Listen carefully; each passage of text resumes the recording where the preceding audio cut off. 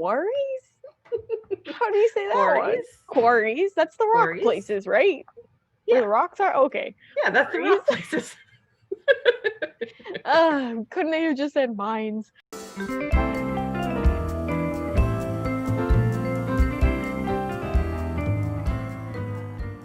Welcome to this week's Read This Next with Laura and Nicole.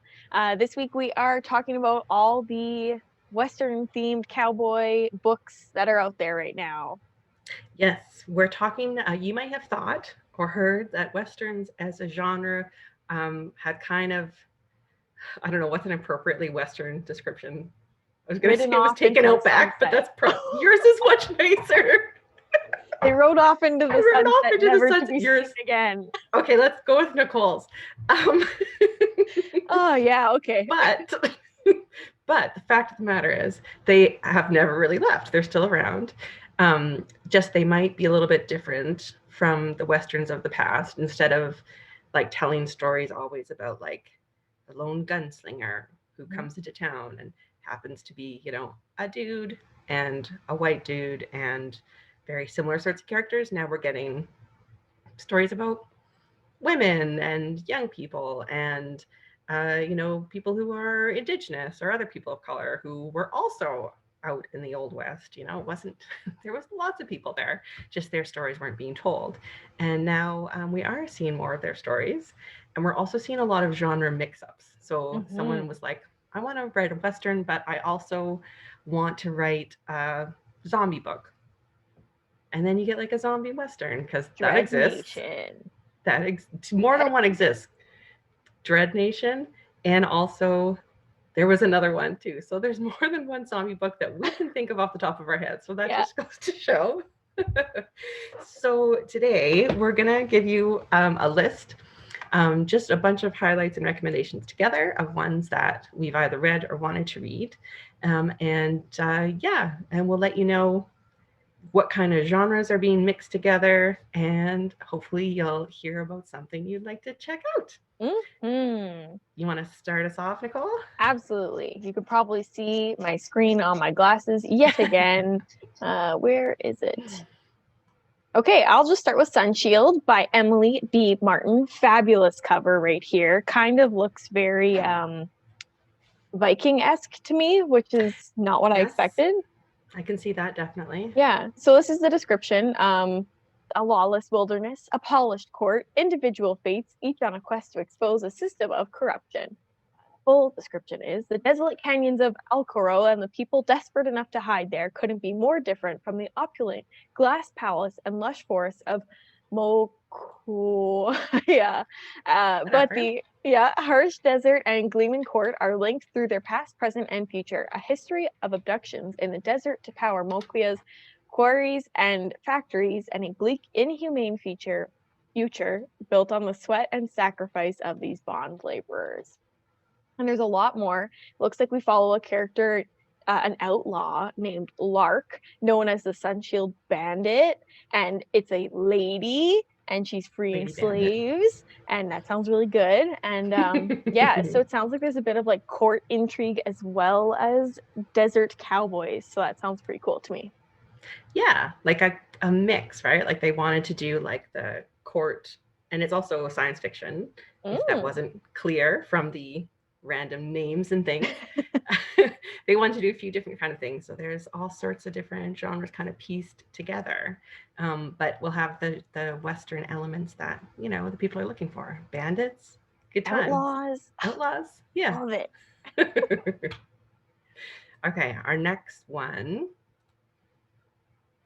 that was Sunshield. Okay, so our next one is a topic that, this is a book that I've read, and part of the reason I picked it up is because, like so many other people, I have it's probably a little bit, you know, it's a little disconcerting, but like many people, I have an interest in the Donner Party. I'm not alone in that, I know.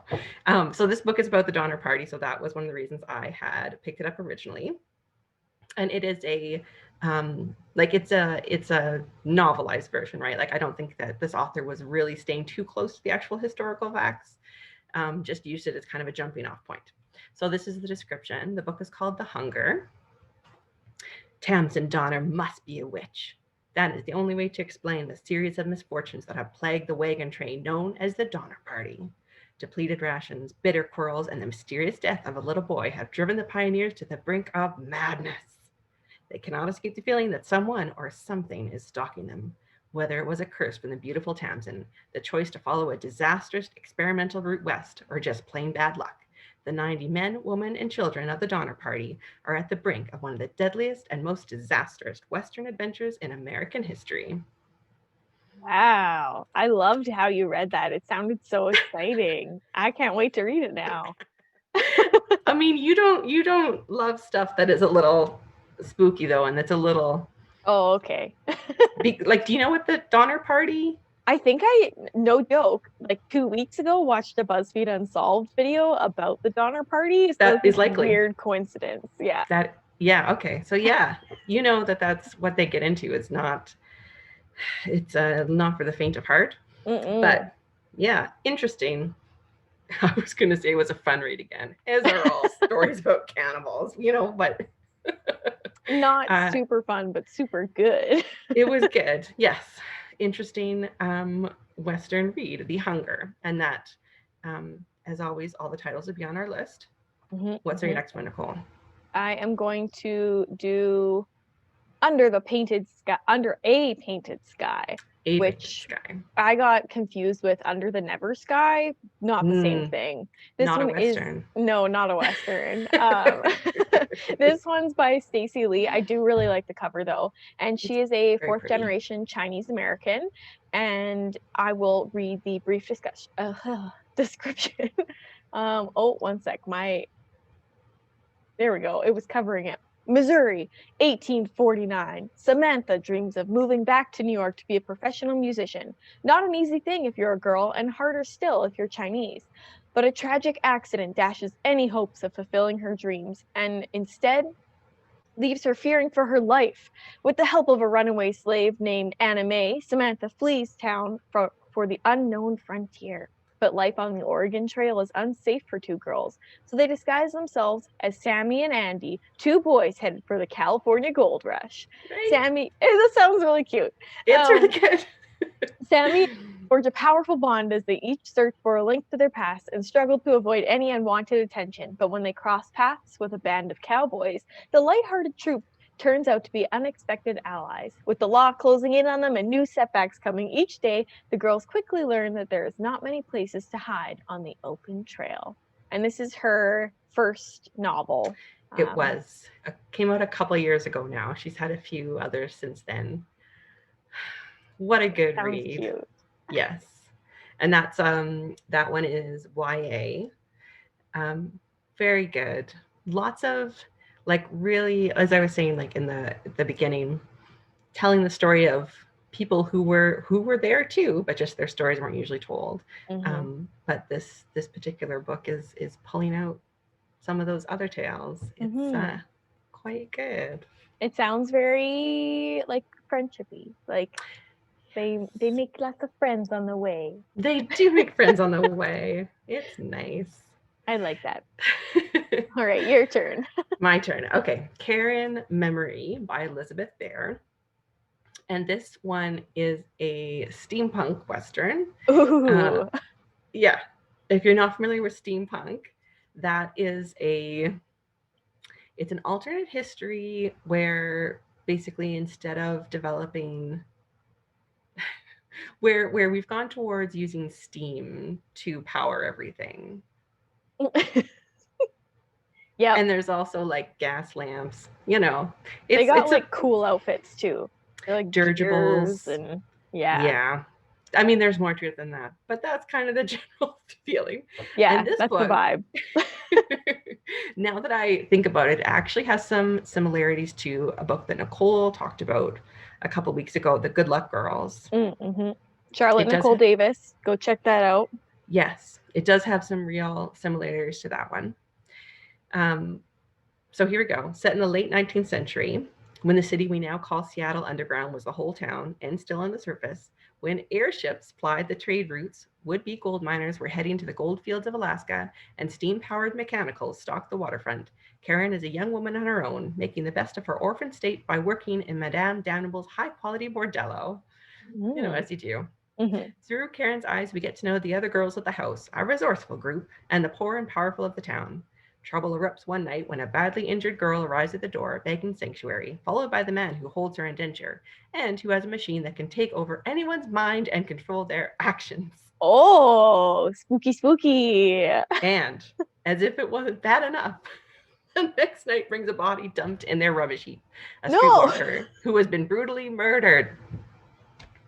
Bear brings alive this Jack the Ripper yarn of the Old West with a light touch in Karen's own memorable voice and a mesmerizing evocation I think that of sounds right. classical steam powered science. That sounds really cool. It's steampunk is so interesting to me because it's like sci-fi, but kind of older sci-fi. Do you know what I Yes. mean? Like they're not Yes. so much focused on getting like really cool technology as much as they are like functional. I don't know. I don't know what I'm trying to say. I lost my thought. Right in the middle there. Just gone. Well, someday we'll dig into steampunk. Mm-hmm. Mm. Next year we'll dig into steampunk. There you go. There you go. But Have to yes, put that on the so that's list. Karen Memory. And there is a sequel to that as well. Okay, cool. Mhm. And that's an adult one? It is an adult one. All right, I will do Vengeance Road then, which I like the cover of. It's a This is great probably cover. it's probably the most like Western looking cover of the Mm-hmm. bunch. And it's by Aaron Bowman. It is a series, and here's the description. Revenge is worth its weight in gold. When her father is murdered for a journal revealing the location of a hidden gold mine, 18-year-old Kate Thompson disguises herself as a boy and takes to the gritty plains looking for answers and justice. What she untrustworthy strangers, endless dust and heat, and a surprising band of allies. Among them, a young Apache girl and a pair of stubborn brothers who refuse to quit riding in her shadow. But as Kate gets closer to the secrets about her family, a startling truth becomes clear. Some men will stop at nothing to get their hands on gold, and Kate's quest for revenge may prove fatal. Sounds good too. Quest for Revenge. With a lot of ladies taking up the Doing like a little dress, cross dressing. yeah, like disguising themselves in Yes. these newer westerns, which is an interesting trend. Well, I think it's sort of like if you want to tell, if you're going to keep some of the conventions the same, like some of the gender role conventions the same, then to have the ability to move around in a lot of these spaces, you would need to be a dude. Yeah, So it's, unfortunate but true. unfortunate but true. Yeah, at that particular historical time. If you make the decision that you're going to, I mean, it's in a steampunk or whatever, you're already doing an alternate history. So theoretically, they could revamp what the gender roles are like, right, and make that not be the case. But not a choice these particular authors made. Yeah, they wanted to stick with the traditions of the Western, which is fair. Which is fair. I think we have one more for our highlights. I think you'll have to scroll right back up to the top though. Which one? Oh, right, Upright Women. Yeah. Upright Women Wanted. Okay, so this is a 2020 book by Sarah Gailey, and this is a adult novel. And Sarah Gailey is an award-winning author, and she's been nominated for Hugos, and I think she's won a Hugo for fan writing, something like that. So this particular Western is explicitly anti-fascist, a near-future story of queer identity. Right? Good Super fun. Super fun. Esther is a stowaway. She's hidden herself away in the librarian's book wagon in an attempt to escape the marriage her father has arranged for her, a marriage to the man who was previously engaged to her best friend. Her best friend, who she was in love with. Her best friend, who was just executed for possession of resistance propaganda. The future American Southwest is full of bandits, fascists, and queer librarian spies on horseback trying to do the right thing. That sounds And if so I didn't good. say the title, which I think I Upright You Women did. Wanted, I did. Yeah. I did. Doesn't it sound so good? I mean, Hmm. Like I told Jesse in the previous week in the Fluffy Reads, any book mhm. that has a library or a librarian in it, I'm like, yes. So that just tickled the back of my brain. mhm. Mhm. Sounds like a real good time. A Yeah. real good time. Librarians fine. Like, yeah. Okay, I'm in. That's all it took. An easy sell. Yeah. Okay, Mhm. so let's move right into our recommendations. So, like we said, Laura had read some of them in the suggestions, but these are ones that we have both read. So, our first one is called Stage Dreams, which is by Melanie Gilman. And I'll read the description because they'll probably describe it better than I will. In this rollicking queer Western adventure, acclaimed cartoonist Melanie Gilman, Stonewall Award honor book for As the Crow Flies. Uh, yeah, puts readers in the saddle alongside Floor and Grace, a Latinx outlaw and a trans runaway, as they team up to thwart a Confederate plot in the New Mexico territory. When Floor, also known as the notorious Ghost Hawk, robs the stagecoach that Grace has used to escape her Georgian home, the first thing on her mind is ransom. But when the two get talking about Floor's plan to crash a Confederate gala and steal some crucial documents, Grace convinces Floor to let her join the heist.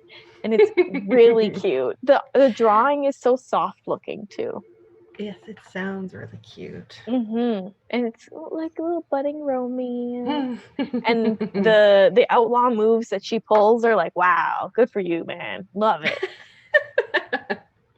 And that one's a graphic, which I think you said, Yeah, but so graphic something novel. different again. Yeah, and that one is available on Cloud Library, which is where I read it, but I know we have a copy Very too.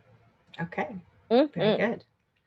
Very good. I think most of these we have, actually, quite a few of these we do have in print, Mm-hmm. but I think in Cloud Library as well. So my my recommendation, this is kind of the book that got me thinking about westerns more. It's such a fun thing. Okay, so here's I'll give you the background first. And I'm actually going to share in the show notes, I'll share a link because this book, this idea, is based on an article a research article that someone wrote and posted online. And it's about a little known, I guess, just a factoid really about American history. And that is at one point, kind of around the very early 1900s, some America had a problem, and one of the problems they were having was that they were running out of meat Yes. because there was so many people moving into the country that the sort of beef stock wasn't able to support it. So they were like, "What are we going to do?" And then someone had the totally reasonable, bright idea. What we should do is import hippopotamuses. Oh, I love that. And Yeah. instead of being like laughed out of town, other people were like, tell us more. We're Fun. intrigued. Yes. A hippo can thrive in the winter. Well, they're down in the marshes, like the bayous, right? So they With the think they're crocodiles. that's right. So they're talking like, sort of deep south, America, Mm-hmm. deep south. Um, And yeah, the idea was that they would import a bunch of hippos and people would like ranch, have big ranches of meat hippos. And so there was a couple different like kind of explorers and soldiers who had spent a lot of time in Africa and actually had new hippos, had seen them in person before, unlike many of the other people who were thinking about this idea. And so they would bring them in to give talks, or a bill was actually proposed to the Congress, the U.S. Congress. Like it's not Wow. just like, oh, some people were having a crazy conversation in the back of a bar. So it was like legitimately considered, which again is madness because Yep. as everyone knows, it's like hippos are in fact the most dangerous of the like big African animals. Like they are Yeah. more dangerous than the big cats They can or kill you very rhinos. easily. very easily. They are enormous and cranky. And they swim so fast. Like you wouldn't think they can, but man, they move. They move, they swim fast, they have big chomp, very powerful, you know. So, all in all, I would suggest it was good that they probably didn't go ahead with this plan. Mm-hmm. Um, but how they solved the meat problem instead, like a few things kind of happened that the project lost momentum. They weren't able to bring lots of different voices in. Like World War I was percolating, so it was kind of like, well, maybe we have other priorities, other things Mm-hmm. to worry about. And what ended up happening to solve the whole meat problem is basically the start of factory farming, which I Oh. didn't, yeah, which I didn't really like. How would you make the connection? But so that's just the background. So this article came out a while ago, and I'll include a link to it. It's very interesting. And then unsurprisingly, when that came out, I'm sure there was lots of different people who were like, "Hey, you could write a really fun story. That would be great. Like to write a Someone should do novel that. about that. Someone Yeah. should do that." And then someone did. So Sarah Gailey, who is actually also the author of Upright Women Wanted, Okay. and I didn't realize until I'd added them both that they were the same person. She's got a theme and she'll stick to it. They. She goes by they. Okay. Non-binary author, does have a theme, will stick to it, definitely. So so they, went off and thought about hippos and decided where the kind of hippo story I would like to write is hippos in the Old West, Yeah, as one does. as one does. So not only did they decide that they were going to do the alternate history with hippos, they were also going to shift it further back in time a little bit and use the Old Western time period. So it's in like mid 1800s ish. But the other interesting thing that they did is, how I said earlier, lots of these other authors kind of retain the same social customs and mores and the Mm-hmm. same gender roles. Well, they did not do that. So there's women and men and, non-binary people and just anyone they can all be hoppers, which is cowboys who ride hippos are called hoppers. I love it. Anyone can be a hopper or, a business person or a assassin, these other things you might need in the Old Yeah. West. I Yeah. don't know what the Old West equivalent of an assassin is, like Like a bounty contract, a hunter? hired killer, something Yeah. like that. Yeah, so that's our setting. And then Sarah Gailey went ahead and she's written 2 novellas and a short story. And they're all, you can read them in a collection on Cloud Library called American Hippo, and it's them all together. And they're delightful. And the first one has a real, like a little bit of a caper vibe. Like there's the, getting the dastardly crew together. There's this, this disreputable person, and then there's this rogue, and then there's this person, and they're all gonna do their part, and they're gonna pull off this This heist. this heist. Well, in the book, the other characters keep calling it a caper, and the Mm, guy, Houndstooth Remington Winslow. what a name. What a name. One of our main characters, he keeps saying, like, no, it's an operation. And they're like, no, it's a caper. No. No. No, sorry.